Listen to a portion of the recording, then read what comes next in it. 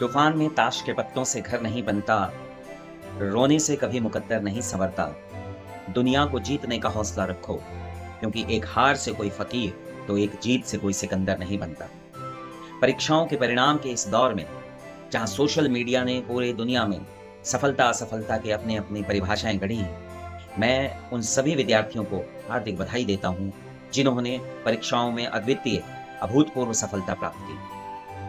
कैसे, क्या, क्यों, इन परिस्थितियों पर विचार विमर्श और इन पर बहस करना बेईमानी है। लेकिन सभी विद्यार्थी बधाई के पात्र हैं जिन्होंने परीक्षा दी, जो निकले, जिन्होंने इस युद्ध में, इस हवन कुंड में, इस बलिदान के इस समर में अपने त्याग तपस्या से इस मुकाम को पाया। कुछ कम, कुछ ज्यादा अंकों से पास हुए, कुछ रह भी गए। लेकिन असफलता एक चुनौती है, इसे स्वीकार करो।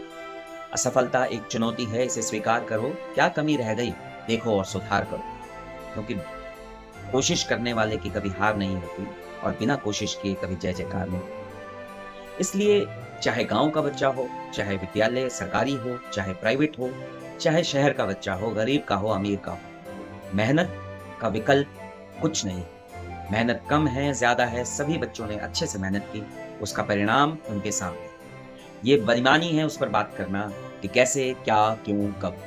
आज का दौर ऐसा है कि भावनाओं से हम संवेदनहीन हो रहे हैं, मनोवैज्ञानिक रूप से हम कमजोर हो रहे हैं। तो बच्चों को शारीरिक और मानसिक रूप से सशक्त बनाने के लिए उन्हें संवेदनशील होकर उन्हें सफलता असफलता में उनके साथ खड़े होना बड़ा इंपॉर्टेंट है, बड़ा महत्वपूर्ण है। क्योंकि प्रयास सभी के ईमानदारी से हुए हैं ऐसा नहीं है, प्रयास सभी के बेईमानी से हुए हैं ऐसा भी नहीं है। ना हमारे पास कोई तर्क है। हम असंगत बेतुकी बातें करते हुए उन सभी शिक्षाविदों, उन सभी मनोवैज्ञानिकों की जिन्होंने शिक्षा की नीतियां बनाई, जिन्होंने शिक्षा की मनोदशाएं निर्धारित की, उन्हें बेईमान और झूठ साबित करने पर तुले।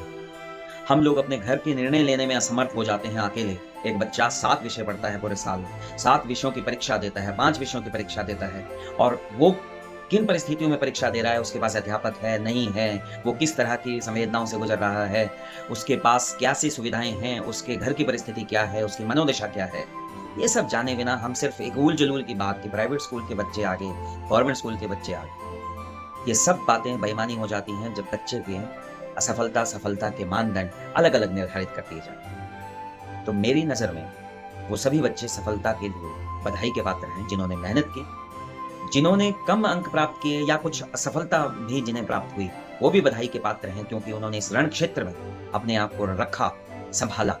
लेकिन मजबूरी थी या आपका शौक था, आपको आगे बढ़ना पड़ेगा। अब आप 2 ही चीजों से आगे बढ़ सकते हैं, वो है एक शौक या मजबूरी। शौक किसी किसी को आज के दौर में है, क्योंकि मोबाइल ने हम सबको दूर किया।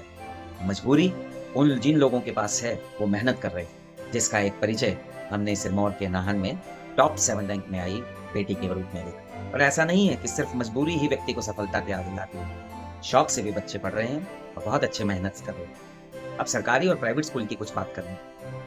सरकारी विद्यालयों में बड़े-बड़े सोशल मीडिया पर कमेंट और टिप्पणी और बुद्धिजीवी व्हाट्सएप, फेसबुक, यूनिवर्सिटी के स्कॉलर्स, आपके ध्यानार्थ ये लाना चाहता हूँ कि सरकारी विद्यालयों के शिक्षक कम होंगे, जरूर कम होंगे, लेकिन निश्चित रूप से निष्ठा से अंडरग्राउंड अपने काम के प्रति समर्पित और काम कर रहे हैं। और प्राइवेट स्कूल का शिक्षक बिना किसी संकोच और बड़े प्रेशर में, दबाव में अपने बच्चों के लिए मेहनत कर रहा है। तो शिक्षक दोषी नहीं है, व्यवस्था दोषी।